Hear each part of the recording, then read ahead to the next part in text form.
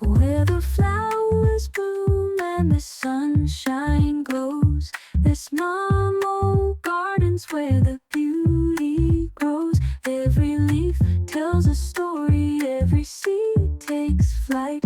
In the garden's heart, everything feels right. Es mamo, sing it to the sky. Whisper to the petals as the clouds drift by. Es mamo, let the green roots run, dancing with the daisies in the morning sun.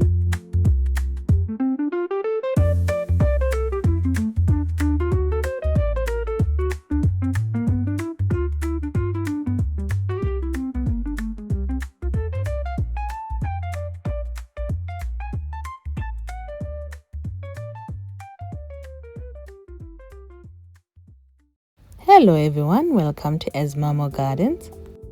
Today I want to talk about this beautiful plant called Chlorophytum comosum, usually called spider plant, common spider plant, due to its spider-like look. It's a species of evergreen perennial flowering plant of the family Asparagaceae. It is native to tropical and southern Africa, but has become naturalized in other parts of the world. This plant is easy to grow as a houseplant because of its resilience, but it can be sensitive to the fluoride in tap water, which commonly gives it burnt tips. Variegated forms are the most popular.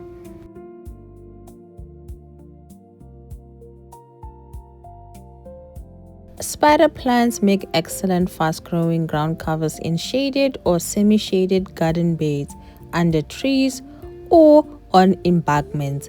They require medium watering and are frost tender, reaching roughly 30 centimeters to 60 centimeters in height and spread. Landscaping benefit and uses: lush borders. They create a beautiful, soft, cascading edges along walkways and flower beds. Embankments and erosion control because they produce fast spreading rhizomes and cascading pups on long runners. They are great for stabilizing soil in gentle slopes. Tree bases. They thrive in double shade under trees, filling in bare, dry patches where other grass or ground covers struggle to grow. Mixed foliage. The bright green and white striped variegated leaves add excellent contrast when planted alongside deeper green. They perform best in partial full shade. Direct harsh sunlight can scorch the leaves. While hardy in mild climates, the foliage may die back in cold winter areas, but they bounce back quickly when temperatures rises. They can get slightly messy. To keep birds looking tidy, simply trim off the long, trailing runners or plant the pups directly in the soil to expand your ground cover. Mature spider plant produces long stem called runners, which first grow small white flowers and then develop miniature plantlets known as spiderettes or babies. This is a sign of a healthy root-bound plant. You can propagate these babies in water or soil, or leave them on for a trailing look. While the babies look beautiful, keep too many of them on a runner can eventually stress the mother plant and drain her energy. If the plantlets begin to look pale or the mother plant seems weak, you should trim some of them away or propagate them. The houseplant spider plant requires bright indirect light. Variegated varieties will lose their bright white or yellow stripe if the light is too dim, but harsh direct sun will scorch the leaves. Water and humidity. Water deeply, allowing excess water to drain completely from the bottom of the pot. Soil and potting. Use a general purpose, well-draining potting mix. Spider plants grow best when slightly root-bound, so wait to repot until roots emerge above the soil or through the drainage holes. There is a sticky residue on the leaf. It could be sign of pest. While spider plants are generally resilient, When issues arise, they are most commonly caused by spider mites, aphids, or root rot. Always isolate the affected plant immediately. Brown, crispy leaf tips are an extremely common non-parasitic issue. It is usually a reaction to tap water containing fluoride or chlorine, low humidity, or fertilizer salt built up. Switch to watering with rainwater or distilled water and flush the soil periodically to wash away accumulative salt. You can simply snip off the brown tips to improve appearance. Checking if there's any sign of pest.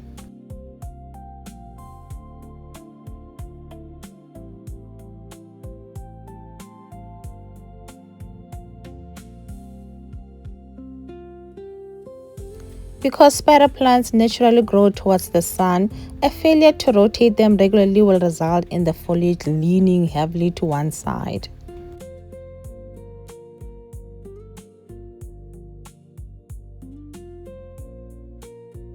After proper investigation, there is no pest on this plant, so the sticky residue could be from somewhere else. Propagating a spider plant is easiest using the tiny baby plantlets that grow on its long stems. You can either root these babies in a glass of water, plant them directly into soil, or layer them by pinning them into a pot of dirt while still attached to the mother plant. A healthy spider plant is vibrant. The foliage should appear bushy and hydrated, lush and full of color.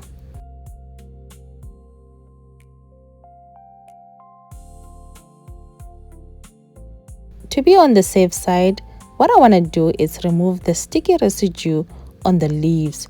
I will use wipes and alcohol. Cleaning your spider plant leaves is important.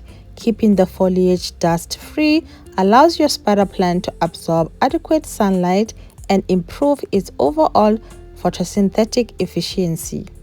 You can use the shower method. If your plant has many dense or long leaves, the easiest approach is to place it in your shower or sink and spray it gently with lukewarm water. Let the plant drain thoroughly before returning it to its spot. The sticky residue could be from the Xanadu philodendron, as they are sitting closely next to each other. The Xanadu philodendron had scale insects on it, so they could transfer from one plant to the other. Another method of cleaning your leaves is hand wiping. To wipe individual leaf, use a soft, damp cloth moistened with room temperature, filtered or distilled water. Support each leaf from underneath as you gently wipe both the tops and the bottom. What to avoid? Skip dish soap, vinegar, and heavy oils. These ingredients can strip the leaves' natural protective waxes, burn the foliage, and clog the plant's pores.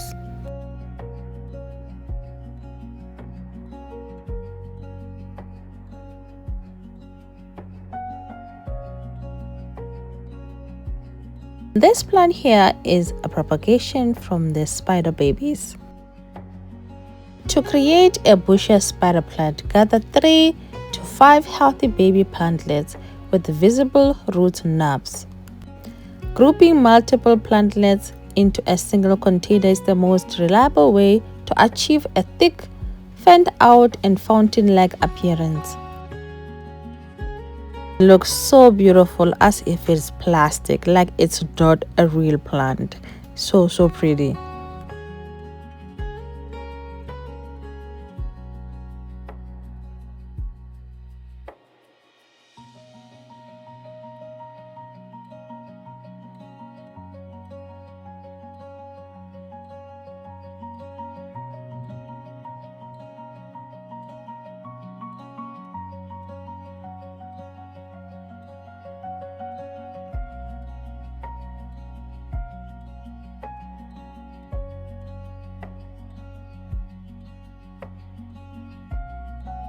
It is time to propagate the spider plant and make a full bushier plant like we just saw the previous one.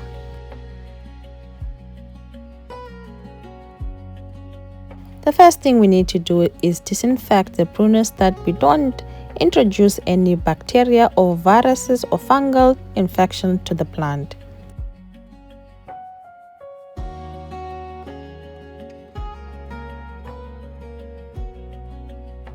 We're gonna cut the spider babies from the mother's plant. You need to look for offsets that have developed a small grouping of leaves and visible bump-like roots. This will have much higher success rate.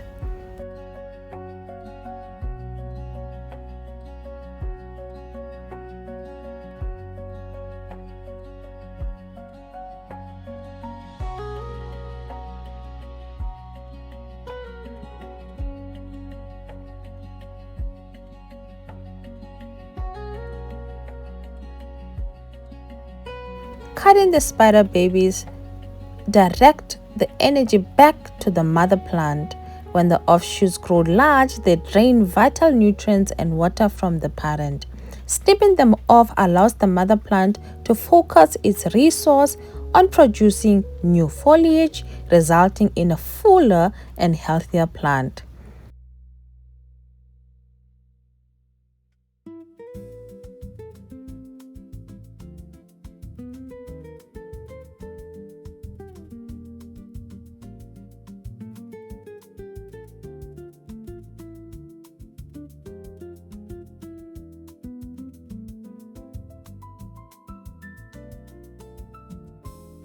I want to make sure that I am selecting plantlets that have already developed small raised bulbs or tiny aerial roots.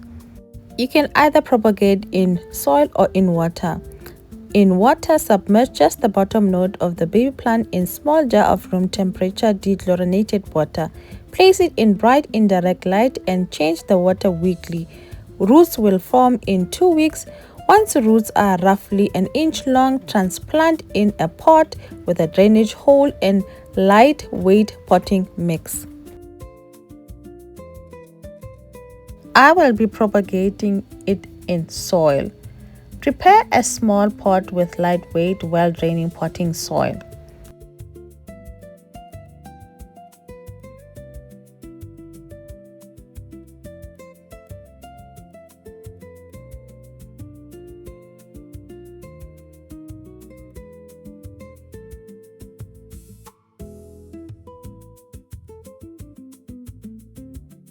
Remove the bottom leaves of the spider baby so that the aerial roots are clearly exposed, and that will prevent the leaves just going into soil and rot.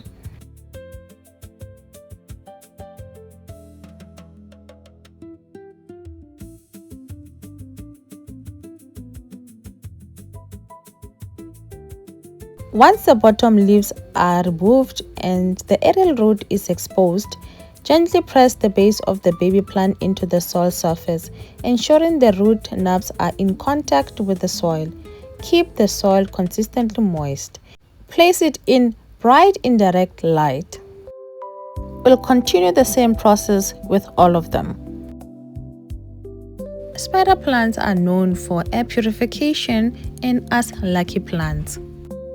Spider plants are celebrated in Feng Shui as symbol of wealth, renewal, and continuous growth.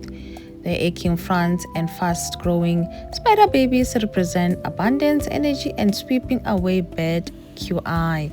Placing one in a specific zone like southeast corner, wealth, or east, health, is believed to bring positive fortune. Air purification. They are famous for the ability to clear toxins from the air, leading to better mental well-being and stress reduction. And fast propagation. The plant frequently produces offshoots, symbolizing continuous abundance and offering free plants to share. Unlike many other lucky house plants, they are non-toxic to cats and dogs.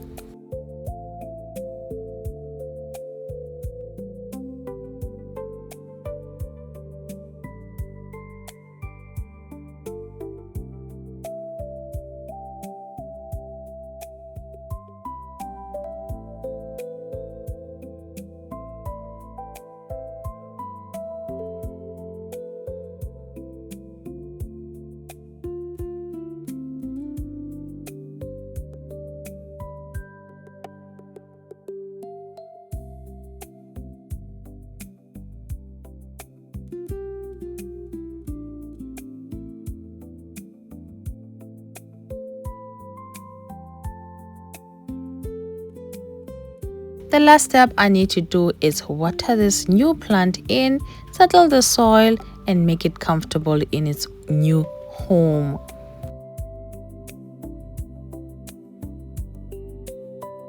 Whether you are looking for a cascading fountain or waterfall look from your spider plant, this is a perfect house plant to have. Thank you so much for watching. Please subscribe, like, share, comment, and I'll see you soon.